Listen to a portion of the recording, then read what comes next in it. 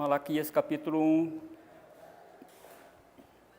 versículo 6 até o 14. Hoje vamos ver 3 indícios de desprezo ao culto a Deus. Aconteceu na época do pastor Malaquias e não é diferente também em nossos dias. Diz assim a palavra do Senhor, Malaquias capítulo 1, versículo 6 até o 14. O filho honra o pai e o servo ao seu senhor. Se eu sou pai, onde está a minha honra? E se eu sou senhor, onde está o respeito para comigo? Diz o Senhor dos Exércitos a vós outros, ó sacerdotes, que desprezais o meu nome. Vós dizeis, em que desprezamos nós o teu nome? Ofereceis sobre o meu altar pão imundo e ainda perguntais, em que te havíamos profanado? Nisto que pensais, a mesa do Senhor é desprezível. Quando trazeis animal cego para o sacrificardes, não é isso mal? E quando trazeis o coxo ou enfermo, não é isto mal? Ora, apresenta-o ao teu governador. Acaso terá ele agrado em ti e te será favorável? Diz o Senhor dos Exércitos. Agora, pois, suplicai o favor de Deus, que nos conceda a sua graça. Mas com tais ofertas nas vossas mãos, aceitará ele a vossa pessoa? Diz o Senhor dos Exércitos. Tomara houvesse entre vós quem feche as portas, para que não acendesseis debalde o fogo do meu altar. Eu não tenho prazer em vós, diz o Senhor dos Exércitos, nem aceitarei da vossa mão a oferta. Mas desde o nascente do sol até o poente, é grande entre as nações o meu nome, e em todo lugar lhe é queimado incenso e trazidas ofertas puras, porque o meu nome é grande entre as nações, diz o Senhor dos Exércitos. Mas vós o profanais quando dizeis, a mesa do Senhor é imunda, e o que nela se oferece, isto é, a sua comida, é desprezível. E dizeis ainda, que canseira! E me desprezais, diz o Senhor dos Exércitos. Vós ofereceis o dilacerado, e o coxo, e o enfermo. Assim fazeis a oferta. Aceitaria eu isso da vossa mão, diz o Senhor? Pois maldito seja o enganador, que tendo um animal sadio no seu rebanho, promete e oferece ao Senhor um defeituoso, porque eu sou grande rei, diz o Senhor dos Exércitos. O meu nome é terrível entre as nações. Palavra do Senhor, né, irmãos? Exortação para aquele povo que estava desprezando o culto a Deus. Irmãos, na época do profeta Malaquias, o povo estava em profunda miséria espiritual. E nós vamos ver aqui alguns textos, eu quero que você acompanhe comigo. Nós vimos no sermão passado infidelidade para com o amor divino. Eles estavam dizendo, Senhor, o Senhor não ama nós coisa nenhuma, porque se o Senhor nos amasse, nós não teríamos ido para o cativeiro. E nós vimos lá que Deus provou que Deus amava, sim, aquele povo. E Deus disse, nós vimos no sermão passado, 3 maneiras de Deus amar. O amor incondicional, que é para o seu povo, para os seus eleitos, seus predestinados. E o amor assimétrico, é um amor diferente, um amor desigual. Ele também amava Esaú, mas não desta forma como amou Jacó. E Deus disse lá que amava. E também um amor universal, que Deus comissionou a igreja para pregar o evangelho a todo mundo. Então, eles estavam reclamando que Deus não amava eles, e Deus diz, não, eu amo vocês. Mas note bem que no capítulo 2, versículo 17, eles zombam de Deus com o seguinte questionamento: onde está o Deus do juízo? Então Deus responde no capítulo 4, versículo 1, pois eis que vem o dia e arde como fornalha. Todos os soberbos e todos que cometem perversidade serão como restolho. O dia que vem os abrasará, diz o Senhor dos Exércitos, de sorte que não lhes deixará nem raiz, nem ramo. Pergunta no 2,17, onde está o Deus juízo? E Deus responde, eu vou vir com juízo. Não me cultue de qualquer maneira não, que eu não aceito. Ainda vocês estão zombando de mim, dizendo, onde está o Deus do juízo? Nós estamos fazendo o que queremos e nada acontece. Deus não é juiz coisa nenhuma. Deus é amor. No fim, Deus vai salvar todo mundo. No fim, todos entraremos no céu. É zombar de Deus. Irmãos, aqui é o povo do pacto. Aqui é o povo de Israel fazendo isso. Então, também nós temos no versículo 14, capítulo 2, versículo 14. Havia também, irmãos, infidelidade conjugal no meio do povo. E perguntais, por quê? Porque o Senhor foi testemunha da aliança entre ti e a mulher da tua mocidade, com a qual tu foste desleal, sendo ela a tua companheira e a mulher da tua aliança. E são sacerdotes, irmãos. Os sacerdotes voltaram do exílio. Talvez a esposa dele já estava um pouco, digamos, acabadinha. E ele achou uma mais novinha. Sacerdote fazendo isso. Infidelidade conjugal. Ele estava fazendo isso dentro da sua toga de sacerdote, com sua mitra na testa, escrito santidade ao Senhor, e às escuras esse sacerdote estava fazendo isso. Havia também casamento misto. Então você pode dar uma olhada aqui comigo de novo, versículo 11 até o 15, capítulo 2, versículo 11 até o 15. Judá tem sido desleal, e a abominação se tem cometido em Israel, em Jerusalém, porque Judá profanou o santuário do Senhor, o qual ele ama, e se casou com a adoradora de Deus estranho. O Senhor eliminará das tendas de Jacó o homem que fizer tal, seja quem for, e o que apresenta oferta ao Senhor dos Exércitos. Ainda fazeis isso, cobris o altar do Senhor de lágrimas, de choro e de gemidos, de sorte que ele já não olha para a oferta, nem aceita com prazer da vossa mão. Nós já lemos o versículo 14, então tem um versículo 15. Não fez o Senhor mesmo que havendo nele um pouco de espírito? E por que somente um? Ele buscava a descendência que prometera.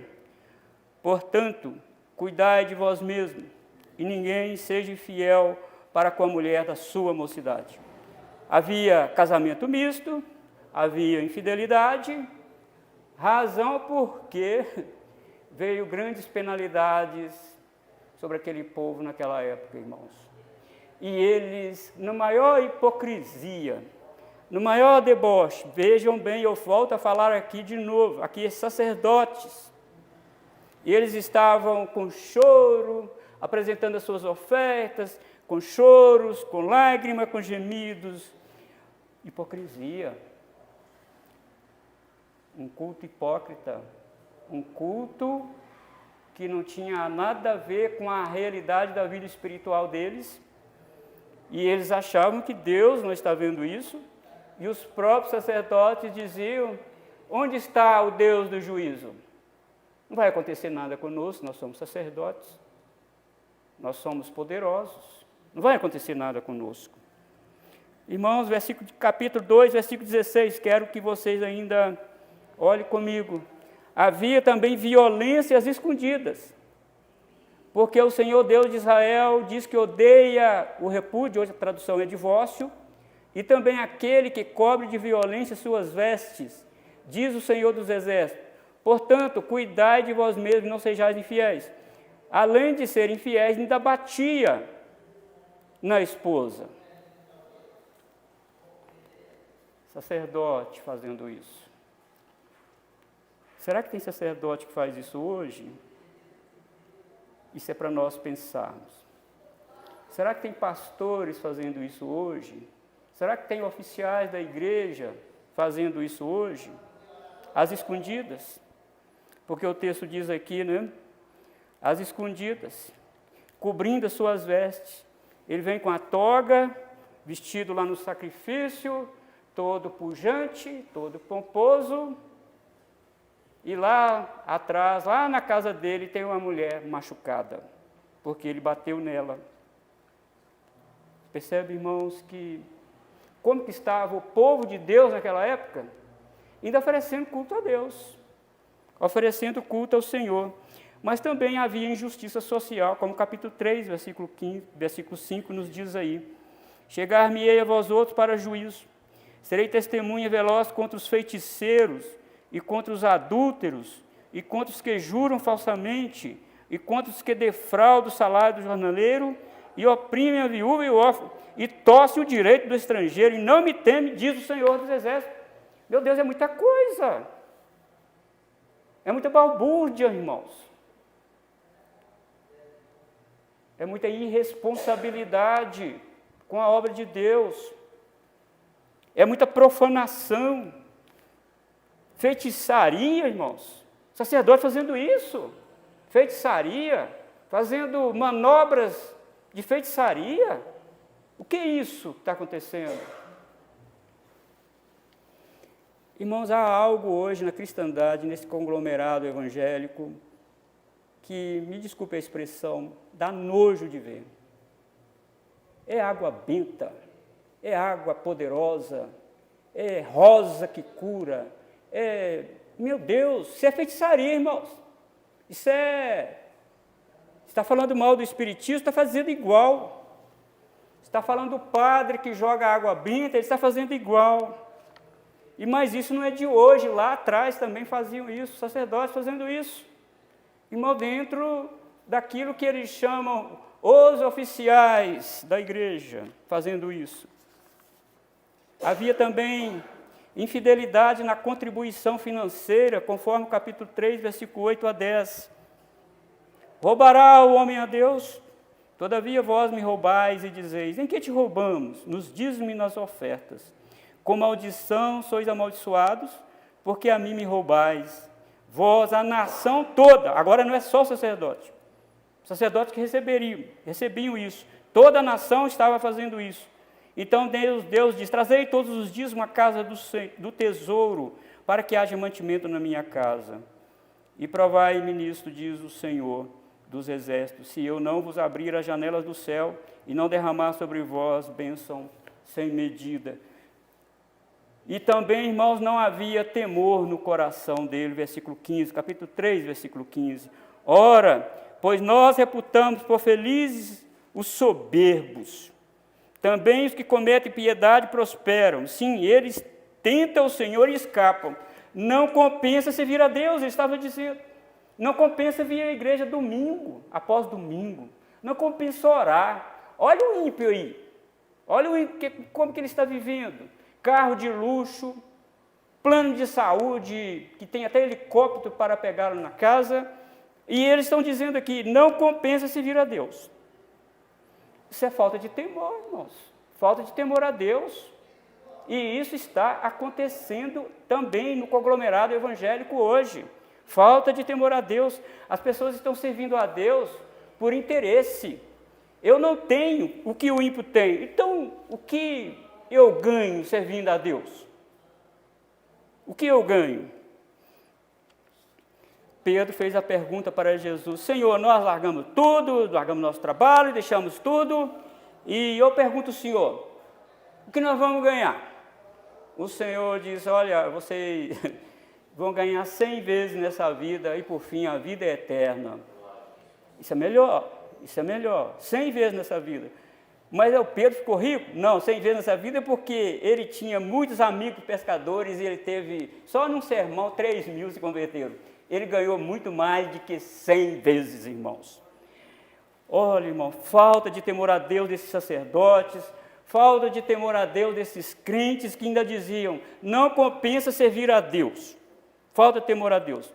Por isso, irmãos, quer conhecer uma igreja, se ela está na palavra de Deus, quer conhecer uma igreja, se ela está embasada nas Escrituras Sagradas, olha o seu culto, olha como é cultuado o Senhor dos Exércitos, olha como ele é feito.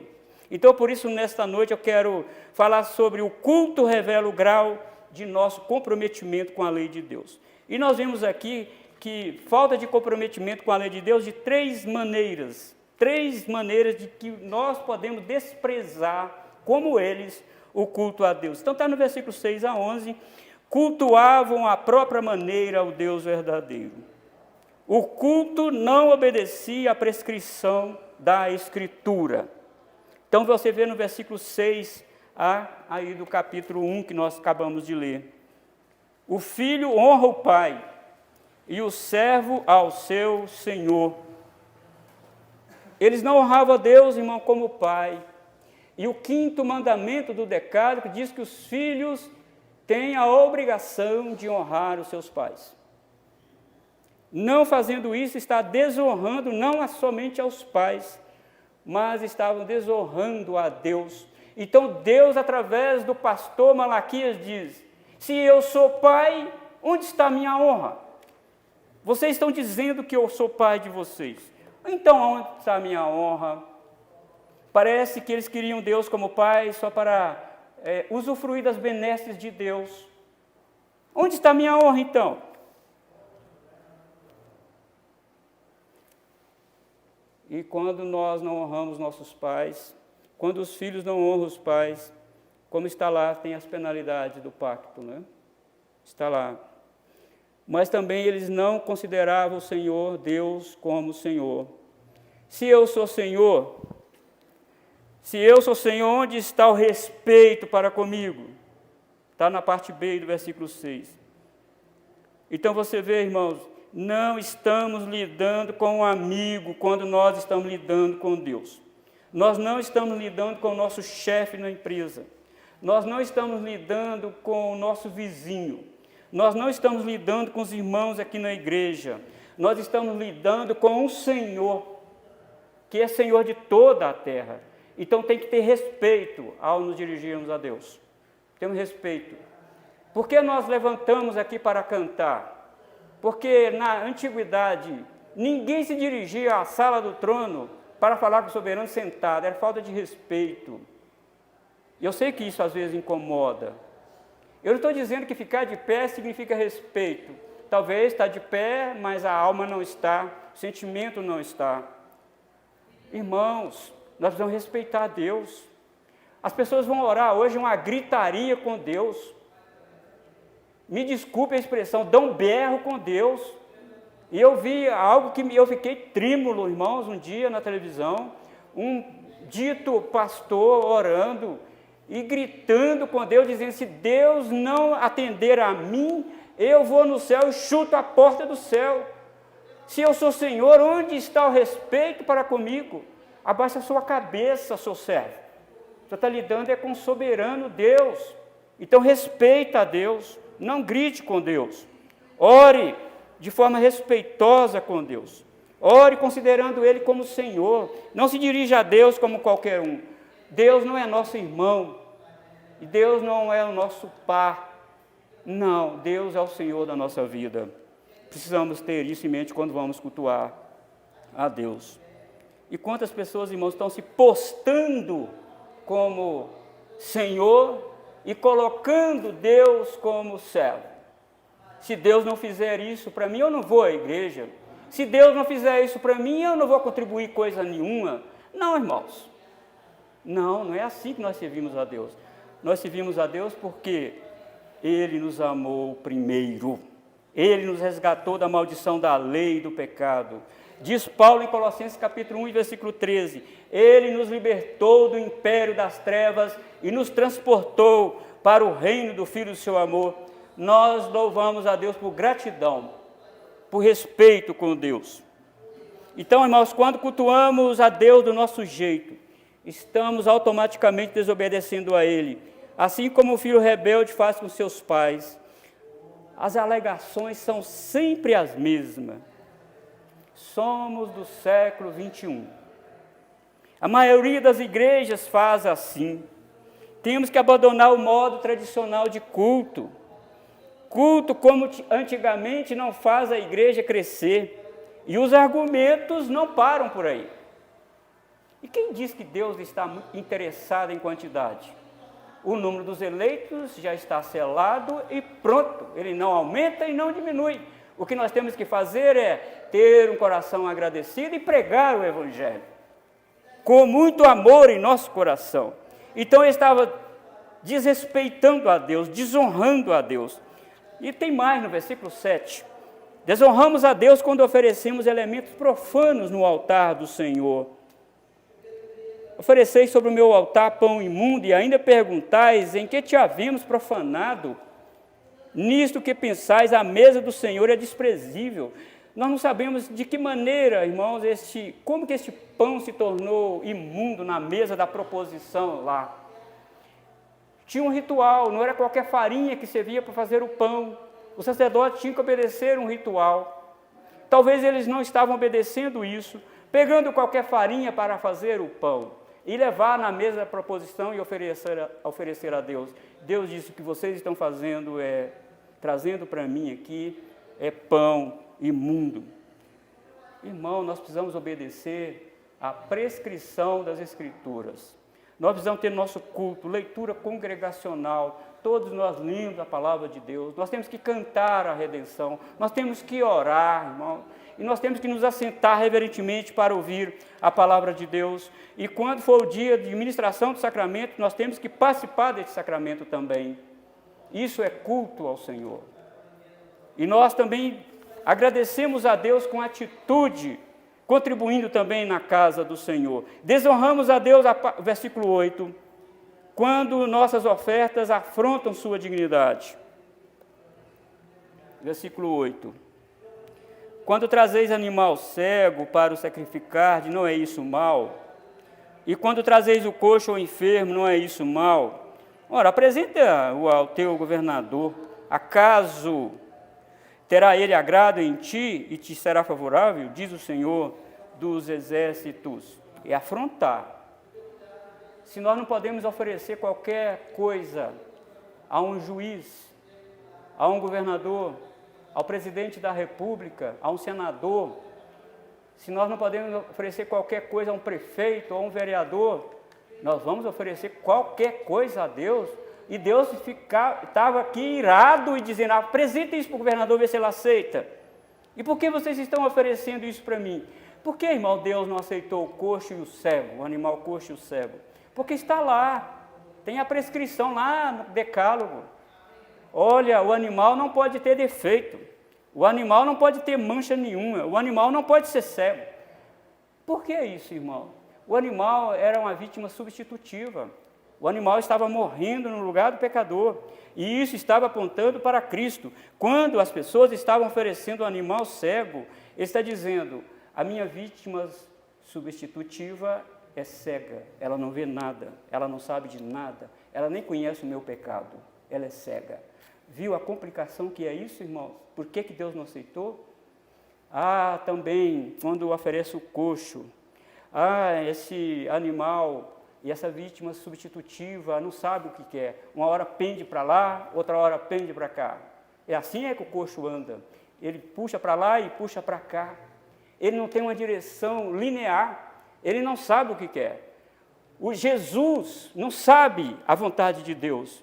Ele veio aqui morrer como Marte. Não, Jesus veio aqui como vítima perfeita. E ele derramou o seu sangue substitutivamente para mim e para você. E ele sabe qual era a vontade de Deus. Quando eles levavam comida para Jesus, lá no João capítulo 4, Jesus estava conversando com a mulher samaritana. Os discípulos trouxeram comida para Jesus e Jesus não comeu. Aí os discípulos falaram: mestre, come. Ele disse: uma comida tenho para comer, qual vós não conheceis. A minha comida é fazer a vontade daquele que me enviou e realizar a sua obra. Eles estavam levando comida para Jesus e Jesus, a minha comida não é essa. A minha comida é fazer a vontade daquele que me enviou e realizar a sua obra. Então temos no versículo 9 e 10 aí, irmãos, desonramos a Deus quando afirmamos que é melhor cultuar errado do que não cultuar de jeito nenhum. Meu Deus, aonde esse sacerdote estava com a cabeça? Aonde ele estava com a cabeça? Agora, pois, suplicai o favor de Deus que nos conceda a sua graça. Mas com tais ofertas nas vossas mãos, aceitará ele a vossa pessoa, diz o Senhor dos Exércitos. Tomara houvesse entre vós quem feche as portas, para que não acendesse debalde o fogo do meu altar. Eu não tenho prazer em vós, diz o Senhor dos Exércitos, nem aceitarei da vossa mão a oferta. Deus está dizendo, tomara que tenha um sacerdote aí corajoso que feche a porta desse templo aí. É melhor fechar a porta e não ter culto nenhum do que ter culto que não me agrada. Irmão, isso é sério. Isso é muito sério na nossa vida, na nossa família. Isso é muito sério o que Deus disse aqui. Eu quero que o meu povo me cultue, mas do jeito que eu prescrevi. Não é do jeito que vocês querem. Já que estão fazendo desse jeito que vocês querem, não tem um sacerdote aí corajoso para fechar a porta, não? Não tem alguém para dizer basta de fazer isso, não? Vão continuar trazendo animal cego, vão continuar trazendo animal coxo para sacrificar a mim, vão continuar me desonrando, me desrespeitando. Quanto desrespeito para com Deus no culto, irmão. É luz para tudo quanto é lado, é luz vermelha, é luz verde, é luz não sei mais o que, pisca para lá, pisca para cá, pagode para Jesus. Eu já falei isso para vocês, eu estava vendo um vídeo no YouTube, onde tinha lá um pagode para Jesus, uma dança para Jesus, as meninas de short bem curtinho, irmão, dançando até no chão e dizendo que é para Jesus. Que desrespeito com Deus, meu Deus do céu. Que isso? Vão receber juízo severo de Deus, fazendo uma coisa dessa. Mas nós, irmãos, precisamos olhar para as Escrituras e olhar para esse texto aqui. Olha, precisamos cultuar a Deus. E Deus não aceita qualquer culto. Então nós temos aí no versículo 11, desonramos a Deus quando não levamos em conta a sua grandeza em toda a terra. Mas desde o nascente do sol até o poente, é grande entre as nações o meu nome.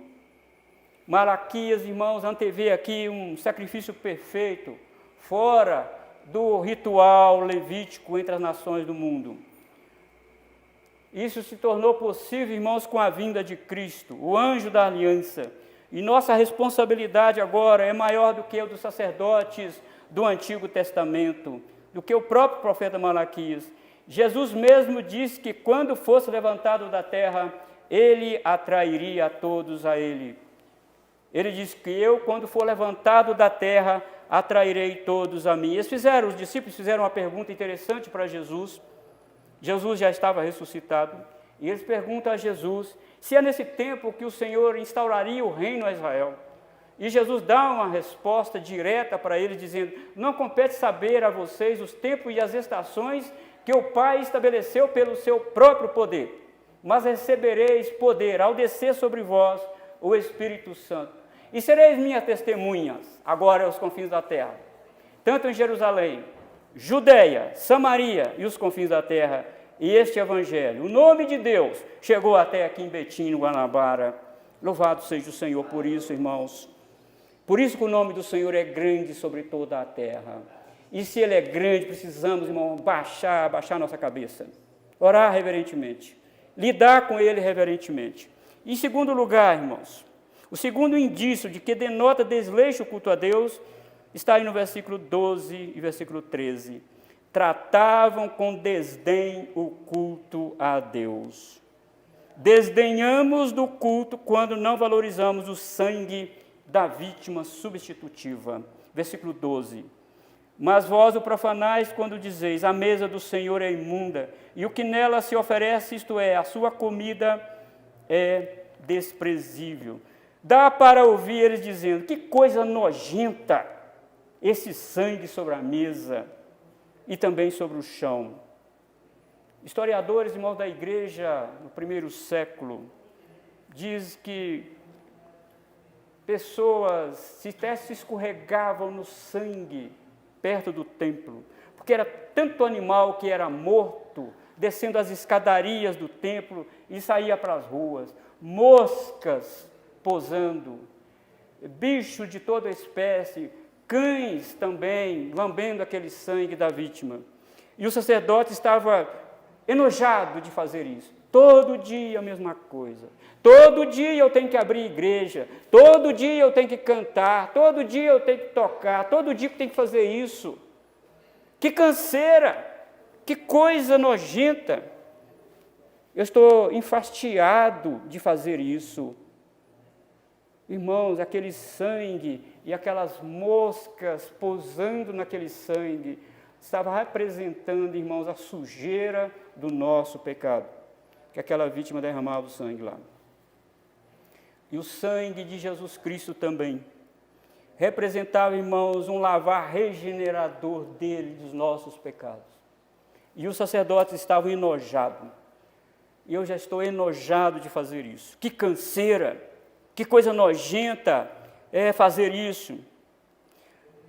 E é por isso, irmãos, que eles jogavam sal, para ninguém escorregar naquele sangue, e para abafar um pouco do mau cheiro do sangue em Jerusalém. Por isso que eles jogavam sal. Você lembra que Jesus disse que se o sal se tornar insípido, não vale de nada, vai ser pisado pelos homens? É esse sal, que não servia para salgar nada, então jogava ele lá para ser pisado. Oh, queridos irmãos, tratar com desdém o culto a Deus é pecado grave contra ele. Os sacerdotes estavam fazendo isso. Eles não estavam dando devido valor ao serviço a Deus. Aquele sangue, além de mostrar nossas sujidades, também aplacava a ira de Deus e apontava para o sangue de Cristo, que foi derramado na cruz do Calvário por nós. E da mesma maneira, irmãos, profanamos o nome de Deus quando desprezamos o culto, quando vamos para outros lugares, sendo que nós poderíamos estar aqui. Não estamos valorizando o culto a Deus. Estamos deixando o culto a Deus para coisa de somenos na nossa vida. E isso tem preço, irmão, na nossa vida. E isso tem preço, e o preço é alto. O que Jesus fez por nós, queridos, é muito grande. Nós não podemos menosprezar Deus. É um privilégio para nós estarmos aqui adorando ao Senhor. Se você está desanimado, anime-se, porque o que Jesus fez por você é muito grande. E nós estamos caminhando, irmãos, para a glória celestial. E quantos, irmãos, com todo o conforto que tem, carro e outros meios de transporte, irmãos, casa bonita, estão desanimados de cultuar a Deus. Estamos tratando o culto a Deus com desleixo. Às vezes preferem estar no Mineirão, assistindo partida de futebol, do que estar aqui. Às vezes tem uma paixão com o time de futebol, mas não tem paixão por Cristo. Não fala de Cristo.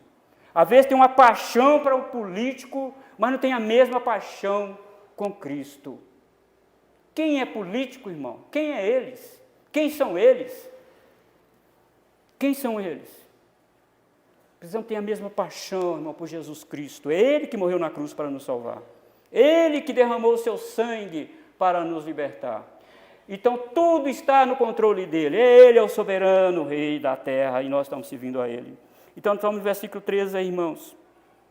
Tratamos o culto com desdém, quando menosprezamos a Deus, ficando enfastiado com o culto. E dizeis ainda, que canseira, e me desprezai, diz o Senhor dos Exércitos. Vós ofereceis o dilacerado e o coxo, o enfermo, assim fazeis a oferta. Aceitarei eu isso da vossa mão, diz o Senhor. Esse enfastio, esse entediamento, não significa necessariamente deixar de ir à igreja, é estar presente no culto, mas com pensamento em outro lugar. Há algo na sua mente, no seu coração, muito além do que está acontecendo aqui. Às vezes nós estamos aqui, estamos preocupados com o dia de amanhã. Estamos preocupados com isto e aquilo.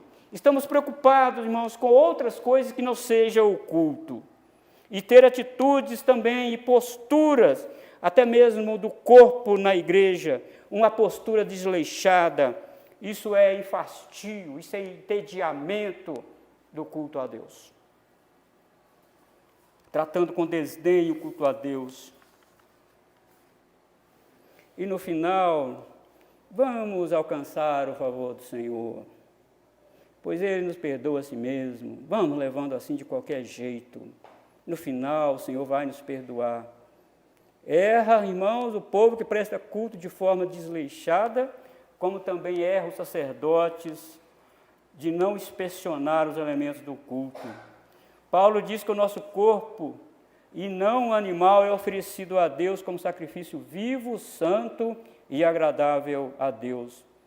Em muitas igrejas, amados irmãos, no culto solene, homens com mulheres, com olhares inconvenientes para as mulheres, meninas ou irmãs com trajes indecentes. E como se dissesse, pode sacrificar esse animal desse jeito mesmo, esse aleijado mesmo, pode vestir de qualquer jeito mesmo, não tem problema. Qual é o problema? Deixe ser cafona, pastor. Deixe ser cafona. Faz isso para Deus, oferece isso para Deus. Veste-se desta forma para Deus. Você está diante da santidade de Deus. Tenhamos cuidado com isso, meus irmãos.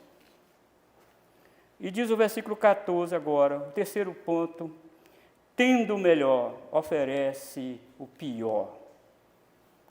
Que coisa triste. Tem o melhor e oferece o pior.